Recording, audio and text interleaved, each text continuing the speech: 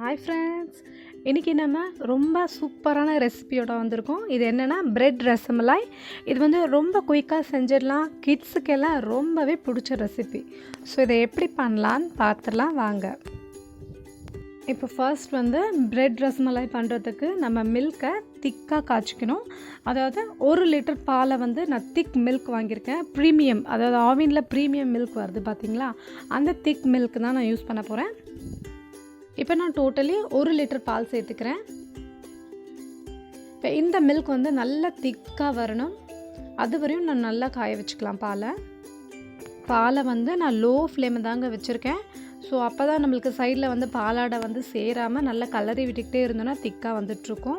இப்போ இதில் வந்து நான் வந்து நல்ல ஒரு டேஸ்ட்டுக்காக மில்க் பவுடர் ஆட் பண்ணுறேன். ஒரு 4 ஸ்பூன்ஸ் அளவுக்கு மில்க் பவுடர் ஆட் பண்ணுறேன். அப்போ தான் இன்னும் வந்து டேஸ்ட்டு நல்லா இருக்கும்ன்றதுக்காக சேர்த்துக்கிறேன். இது வந்து ஆப்ஷனல் தான், உங்களுக்கு வேணும்னா சேர்த்துக்கோங்க, இல்லைன்னா ஸ்கிப் பண்ணிடலாம். ஸோ இதை நல்லா மிக்ஸ் பண்ணிக்கிட்டே இருக்கலாம். இப்போ இதோட நம்ம சுகர் சேர்த்துக்கலாம்.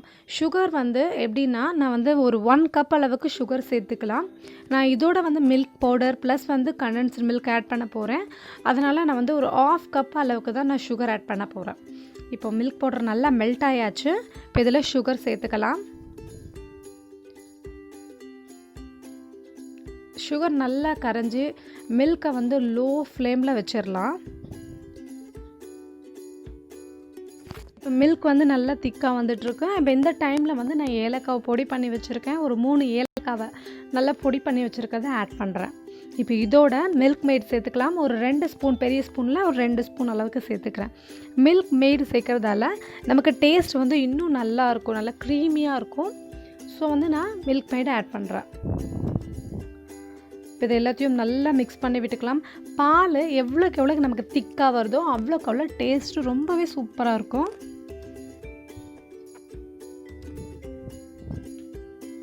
இப்போ ப்ரெட்டை வந்து ரெடி பண்ணிக்கலாம். நான் வந்து ஒரு 5 ஸ்லைஸ் ப்ரெட் எடுத்திருக்கேன். இப்போ இது எப்படி வந்து நம்ம ஷேப் கட் பண்ணுறதுன்னு பார்க்கலாம்.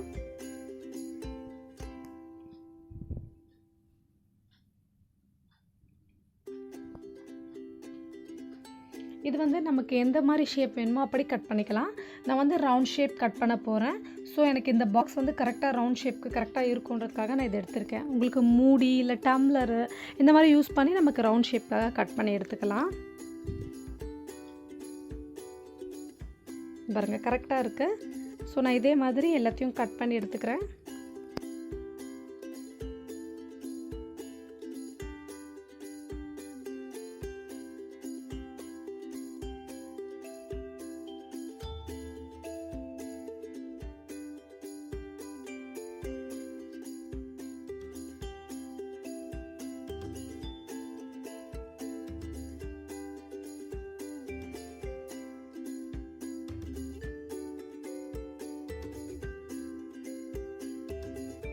ப்ரெட் எல்லாத்தையும் நல்லா ரவுண்டாக அழகாக கட் பண்ணியாச்சு.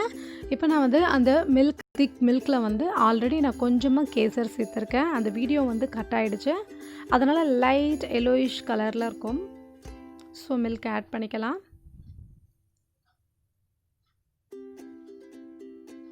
இதை வந்து நம்ம நார்மலாக இப்படி வச்சு சாப்பிட்றத விட ஃப்ரிட்ஜில் வச்சு சாப்பிட்டோன்னா ரொம்ப சூப்பராக கூலிங்காக ரொம்ப நல்லாவே இருக்குது டேஸ்ட்டு.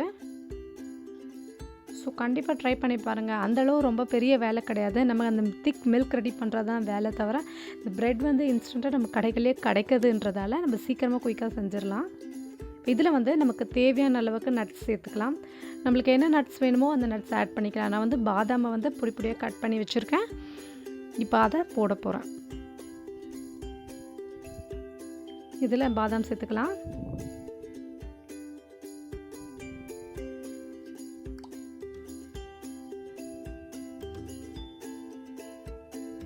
நமக்கு பிரெட் ரசமலாய் ரொம்ப சூப்பராக ரெடி ஆகிடுச்சு பாருங்கள். கண்டிப்பாக நீங்களும் உங்கள் வீட்டில் ட்ரை பண்ணி பாருங்கள். இந்த ரெசிபி உங்களுக்கு பிடிச்சதுன்னா என்னோடய சேனலை லைக் பண்ணுங்கள், ஷேர் பண்ணுங்கள், சப்ஸ்கிரைப் பண்ணுங்கள், கமெண்ட் பண்ணுங்கள். தேங்க்யூ.